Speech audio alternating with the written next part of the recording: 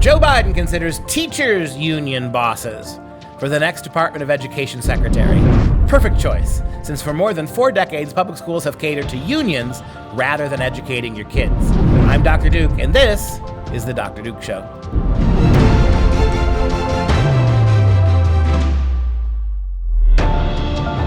Hello, everyone, and welcome to The Dr. Duke Show, the only program that keeps you educated on the craziness impacting K-12 classrooms and college campuses around the world. We're flying solo today. Hope to get Katie back a little bit later in the week.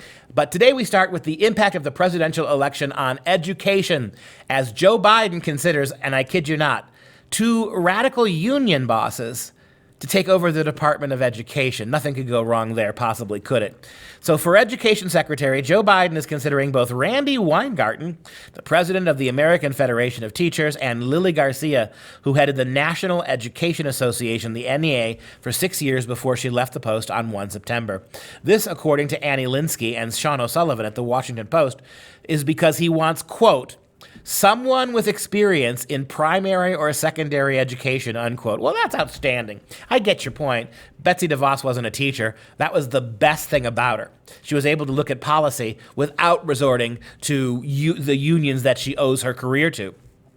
The fact that you're going to go with, again, not really educators anymore. You're going to go with union bosses who may have been educators once at a time, but have basically sold their souls to these radical left-wing unions.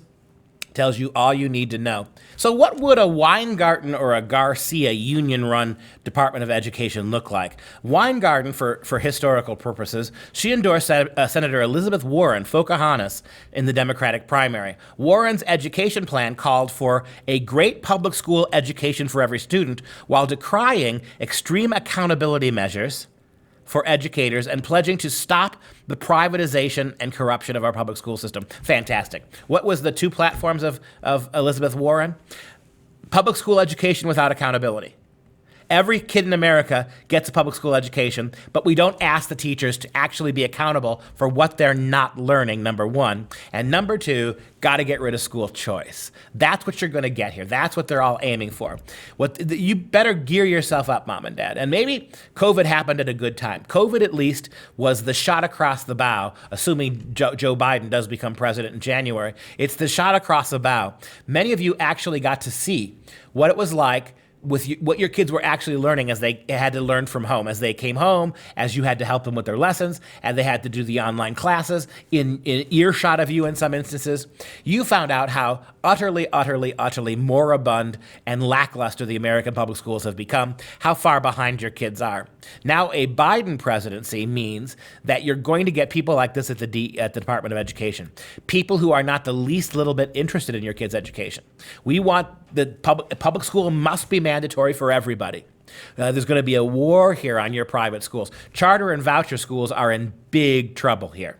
The New York Times has a story that came out yesterday that they're already beginning to kill failing charter schools. So out in California, you had a charter school that wasn't able to perform very well. It didn't get kids as far ahead as we thought it would, so California killed it. But here's the thing. When California teachers can't get California public school kids ahead or even back or basic literacy, do you ever see them getting fired? Charter school in California was disbarred, was pulled apart, was canceled because it didn't reach basic plateaus that the state set for them. But the public schools of California never reach those plateaus, and no one ever gets fired.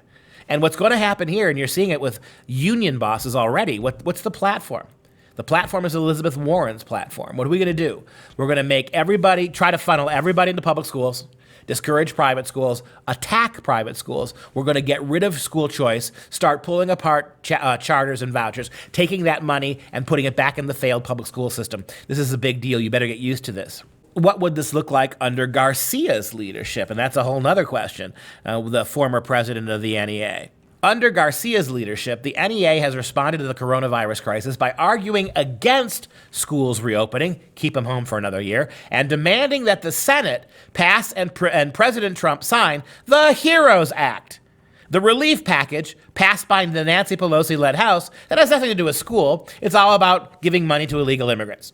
The bill provides for checks for illegal immigrants, the reinstatement of the state and local federal tax deduction, $25 billion for the post office, student loan forgiveness, and billions of dollars in unrestricted cash that would be used to bail out states and localities that find themselves in dire financial straits, not because of the virus, but because of chronic mismanagement. So what they're telling you is if Garcia gets in, and I think this is true of both of them, you put a union president in, this is what they're going to do. Notice how in that platform I read you from the HEROES Act, there was only one thing that had anything to do with education. That is forgiving student loan debt. That's it, right? That's the whole mention of education in the platform. There's going to be money for illegal immigrants. There's going to be money for the post office. There's going to be billions of dollars to bail out states like California, whose progressive agendas put them way in debt. Now we're going to pay it off for them so you can get more of it. And no real education reform. What's coming down the road, ladies and gentlemen, under a Biden administration is going to be a educational superstructure in this country with more power than ever in America's history, more ability to impact what happens in your local school than ever before since 1776. A public school system that is bankrupt in terms of teaching your kids math and science and reading and writing. A public school system that is completely stocked with ideology, coming to a classroom to you now, the 1619 curriculum, replacing anything like a balanced account of American history, which you don't already have. The idea that it's already a balanced account of history is nonsense. Wait till 1619 gets here. This is what's coming for us. That Biden would float two guild guardians as potential picks to run Department of Education it's a warning sign. A Biden administration sees its duty pursuant to education as holding together a voting bloc, not securing a better future for Americans. That was the article, Mike, a quote from the article that Mike flashed at the beginning of the segment. Show it one more time, Mike. We urge you to go to National Review and read this article. Students will be an afterthought under Biden. That says it all, doesn't it? That your kids and your kids' future and your kids' education and your kids' preparedness for college, your kids' ability to begin a career, your kids' ability to raise his or her own family, to feed and clothe and protect them, their entrepreneurship future, all of that's an afterthought. What we're really concerned here is paying out the unions, giving the teachers more flexibility, bigger raise packages, bigger benefit packages, and no accountability, that they can't be held responsible, pulling apart charter and voucher schools, getting rid of school choice, coming after private schools, trying to find a way to force every kid in the country into those failed public schools. That's what's coming in a Joe Biden administration.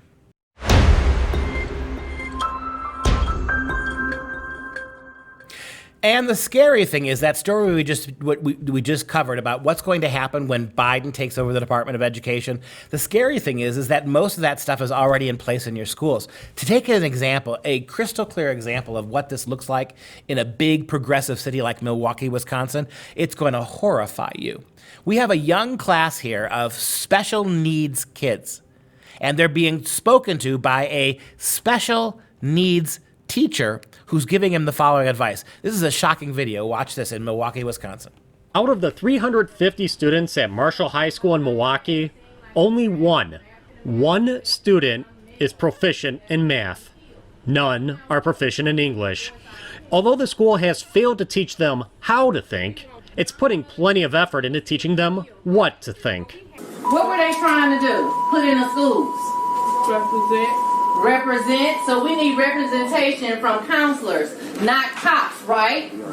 Right. So those are the type of things that we discuss in Black Lives Matter. The entire Milwaukee School District took part in Black Lives Matter Week of Action. Major themes included restorative justice, globalism, collectivism, queerness, and transgenderism. Meanwhile, district-wide, only 12% of students are proficient in math and 13% are proficient in English. And state taxpayers sent over $820 million in aid to the district just last year alone. Where do you begin? 87% of kids can't read at grade level. 88% of kids can't do basic math. This is in Milwaukee Public Schools. $820 million, $820 million of state relief was sent by the taxpayers of Wisconsin. And what is it paying for? It's paying for those kind of Black Lives Matter lectures. It's not paying to make your kids read better. It's not making them smarter. It's not making them literate. It's about collectivism and globalism and transgenderism and queerness and black power. Did you see kids as young as 3 and 4 with their fists up? Did you see kids as old as sophomores and juniors in high school with their fists up? What's happening here? We need representation. We don't need education. We don't need y'all kids to read. We need you kids to be represented in government. We don't need cops. Your future doesn't depend on you as individuals. Take that clip again. Your future doesn't depend on your individuality, what you're going to do with your life, how you're going to make your life better by making better choices, how education is going to make you fit to follow your dreams. No. We don't care about you as individuals because this is about collectivism and globalism. You won't eat because you get a job and feed yourself. In the glorious Black Lives Matter future, which is communism and socialism, you will be fed by the state, comrade. You don't need to read and write. You don't need to be able to do math at a high level. The state, once we collectivize, once you're represented by the collective globalist government, you will be taken care of. So quit thinking about those things, and let's, for $820 million of taxpayer money, this is what you're going to get. It is staggering. Take a look at some of this stuff as I want to reemphasize some of what you said. Themes for this week, this K-12 week, included restorative justice, globalism, collectivism, queerness, and transgenderism. 12% of kids are proficient in math, 13 in English. State taxpayers, $820 million. This is part of an ongoing series highlighting priorities in Wisconsin's public schools and university systems other than core academics. Currently, only 40% of public school students in the state are proficient in math. Let me repeat that. Statewide, which is outside of Milwaukee, where you don't have nearly the craziness that you do inside the big cities.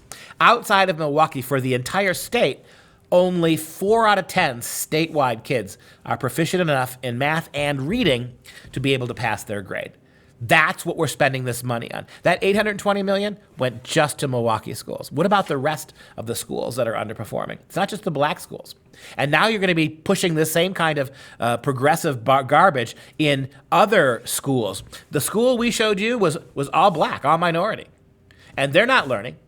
They're not learning. What they're learning is that they don't have to learn because they're owed. The state's going to take care of them. That's what they're learning. And throughout the rest of the state now, what's going on in the little suburban communities?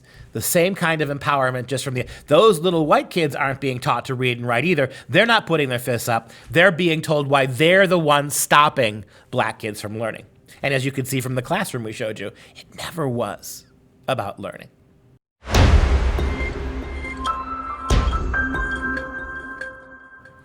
And staying in Wisconsin, we just saw how bad it was in the public schools. How about the universities, which are as bad or worse in their indoctrination?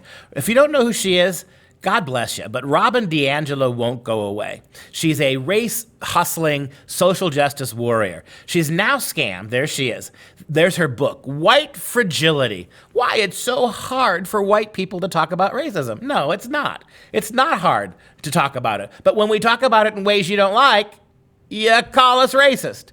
The only way you'll allow us to talk about race as white people is if we're constantly apologizing and opening our checkbooks, giving you everything we own in the name of reparations. Don't give me this nonsense that whites are fragile. You're the fragile ones. If you weren't so fragile yourself, you liberal, white, social justice feminist, then you would be willing and able to listen to arguments that challenge your thesis that all white people are racist no matter what you do. It's not true. It's demonstrably not true. It is easily provable. But you've decided now as a white woman, anybody who says what I just said is fragile. Do you see fragility here? You may see fat, you may see opinionated, you may see right, but you can't say You can't say that I'm fragile. I'm a lot of things, honey, but fragile isn't one of them. What your whole system stands for is a lie. And I know that the way that you're able to get this pushed through is by arguing that reason and logic and common sense and history, they're all vestiges of white supremacy. So whenever someone like me refers to the history of this country over the last 50 years, this is not 1950, this is not 1970. We have made huge strides ethnically and racially. We've made huge strides as a country, as a people, towards greater justice. This is not, so history, when I invoke history, you say I'm a white supremacist. When I say to you logically, we have success stories of every race, gender, and class. People of all sorts of different backgrounds are succeeding at rates unheard of. You say to me that statistics and history and facts and logic are white supremacy. When I point out across the board how your thesis and your narrative is incorrect, bigoted, narrow-minded, and shallow, you say, because I'm white, I'm engaging in white supremacy. That's all you got. All you got is to label white people white supremacists. And if we disagree with you, we're fragile and we're bigots. Well, we're not that stupid as to believe you. However, our university campuses are that stupid because this woman keeps getting invited again and again and again at huge monetary value for her to come and speak. Robin DiAngelo, she's now scammed the UW-Madison school system, university system, for $12,750 to talk about how awful white people are. At she didn't have to fly to the state. A virtual event called The Pandemic Effect, Exposing Racism and Inequality, was part of a 2020 diversity forum that had DiAngelo lecture for 3 hours online with Q&A added. Her talk, Seeing the Racial Water. What? Seeing the Racial Water was viewed by 3,300 people and included the problem of racism as one of the many systemic discriminations that take place in the world every day, as such as sexism and ableism. How dare you have been born non-disabled? Also, white viewers should be aware that their viewpoints are uninformed due to their collective lack of intensive study of the subject of racism. All right, if you studied more about racism, white people, you would realize that you're guilty. She said, quote, if you are white and you have not devoted years of sustained study, struggle, and focus on this issue, you will have opinions that will be uninformed and superficial. Kind of like your book. The talk was advertised as DiAngelo's presentation aimed to, quote, describe the way race shapes the life of white people, explain what makes racism so hard for white people to see, and the concept of white fragility that prevents us from moving on towards greater recognition of racial disharmony. So in other words, frailty means you're not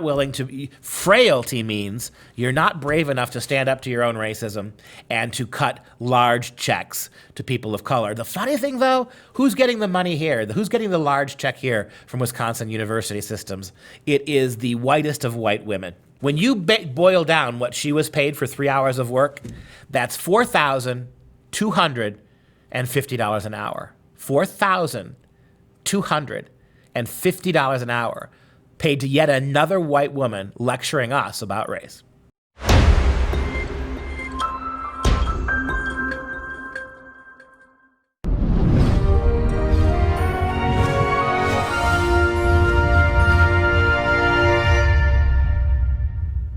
Okay, it's time for some real education.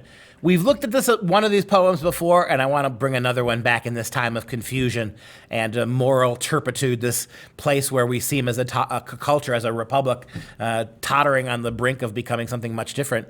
A Return to God, the Holy Sonnets. They're short poems written by John Donne. They're also called Divine Meditations, 19 poems by the English poet John Donne, who was born in 1572, died in 1631. He was a contemporary of Shakespeare's.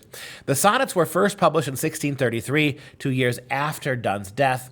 And this is really, they remind us of what's powerful and important. These are sonnets, and as sonnets they have 14 lines, a certain particular rhyme scheme. They actually take an idea or a thesis, and they develop it over the course of the poem.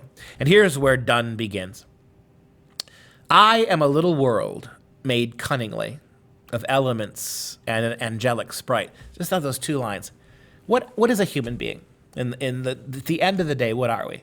I am a little world. I am a little microcosm. The Renaissance writers believed that Everything that was in the universe could be found in the body of man.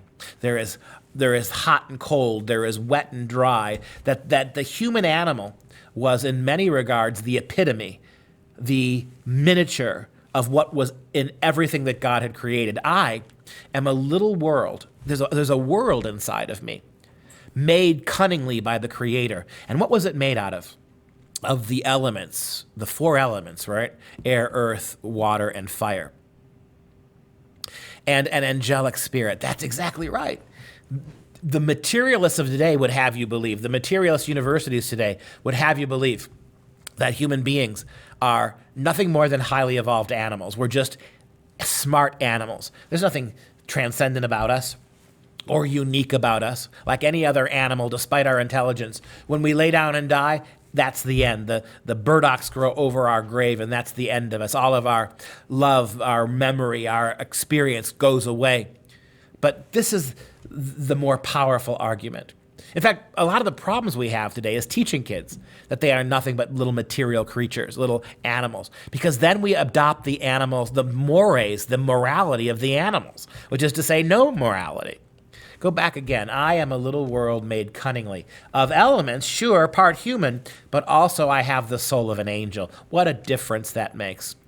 But black sin hath betrayed to endless night my worlds, both parts. I have corrupted my soul. I have corrupted my body by black sin. And oh, both parts must die. That's the curse, right? The wages of sin are death. By the way, what are the wages of sin if there is no God? If there is no God and you're just an animal, what are the wages? What is the cost of sin when you die? Well, if there is no such thing as God, the modern world has concluded, well, there's probably no such thing as sin either. But black sin hath betrayed to endless night my world's both parts. And oh, both parts must die. You, which beyond that heaven, you, God, which was most high, you have found new spheres, and of new lands can write. I beg you, God, pour new seas into mine eyes, so that I might drown my corrupted world with my weeping earnestly, or wash it clean, if it must be drowned no more. And that comes right from the Psalms, doesn't it? Right? Give me purge my sin with hyssop, wash me clean. How often do the Psalms focus on that? And these holy sonnets, are there really Psalms for the Christian world, begging God to unmake in us what we have made weak or sinful or sick, and to powerfully change it? Look at the conclusion of the poem. But oh no, we know that when Christ comes again, it will be in fire, not in water. But oh, it must be burnt, right? Burnt, Psalm 50, burnt and purged away our sin. But oh, it must be burnt. Alas, the fire of lust and envy have burnt it heretofore. The heat of sin, the heat of lust, has pulled me from the goodness of God and made me fouler. Let these flames retire, Lord, but you burn me, O Lord, with a fiery zeal of thee and thy house, which doth in eating, doth in consuming heal, right? Rather than to pull us from the heat of lusts and replace that heat with the purging fire, right? The same thing all those thousands of years ago David was calling for in the Psalms, done in the 1620s, was calling for in regards to our relationship with God as well.